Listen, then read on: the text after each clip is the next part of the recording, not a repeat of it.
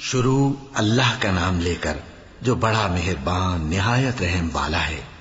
پھر جو شخص وصیت کو سننے کے بعد اس کو بدل ڈالے تو اس کے بدلنے کا گناہ انہی لوگوں پر ہے جو اس کو بدلیں، اور بے شک اللہ سنتا جانتا ہے۔ اب اگر کسی کو وصیت کرنے والے کی طرف سے کسی وارث کی طرفداری یا حق تلفی کا اندیشہ ہو تو اگر وہ وصیت کو بدل کر وارثوں میں صلح کرا دے تو اس پر کچھ گناہ نہیں، بے شک اللہ بخشنے والا ہے، رحم والا ہے۔ مومنو، تم پر روزے فرض کیے گئے ہیں جس طرح تم سے پہلے لوگوں پر فرض کیے گئے تھے تاکہ تم پرہیزگار بنو۔ روزوں کے دن گنتی کے چند روز ہیں، تو جو شخص تم میں سے بیمار ہو یا سفر میں ہو تو دوسرے دنوں میں روزوں کا شمار پورا کر لے۔ اور جو لوگ روزہ رکھنے کی طاقت رکھیں لیکن رکھیں نہیں، وہ روزے کے بدلے محتاج کو کھانا کھلا دیں۔ اور جو کوئی اپنی مرضی سے زیادہ نیکی کرے تو اس کے حق میں زیادہ اچھا ہے، اور اگر سمجھو تو روزہ رکھنا ہی تمہارے حق میں بہتر ہے۔ روزوں کا مہینہ رمضان کا مہینہ ہے جس میں قرآن اول نازل ہوا، جو لوگوں کا رہنما ہے اور جس میں ہدایت کی کھلی نشانیاں ہیں اور جو حق و باطل کو الگ الگ کرنے والا ہے۔ تو جو کوئی تم میں سے اس مہینے میں موجود ہو چاہیے کہ پورے مہینے کے روزے رکھے، اور جو بیمار ہو یا سفر میں ہو تو دوسرے دنوں میں روزے رکھ کر ان کا شمار پورا کر لے۔ اللہ تمہارے حق میں آسانی چاہتا ہے اور سختی نہیں چاہتا، اور یہ آسانی کا حکم اس لیے دیا گیا ہے کہ تم روزوں کا شمار پورا کر لو، اور اس احسان کے بدلے کہ اللہ نے تم کو ہدایت بخشی ہے تم اس کو بزرگی سے یاد کرو اور اس کا شکر کرو۔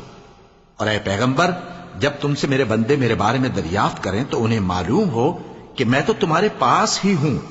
جب کوئی پکارنے والا مجھے پکارتا ہے تو میں اس کی دعا قبول کرتا ہوں، تو ان کو چاہیے کہ میرے حکموں کو مانیں اور مجھ پر ایمان رکھیں تاکہ نیک رستہ پائیں۔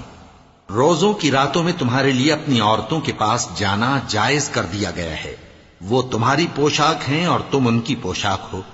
اللہ کو معلوم ہے کہ تم ان کے پاس جانے سے اپنے حق میں خیانت کرتے تھے، سو اس نے تم پر مہربانی کی اور تمہاری حرکات سے درگزر فرمائی، تو اب تم کو اختیار ہے کہ ان سے مباشرت کرو۔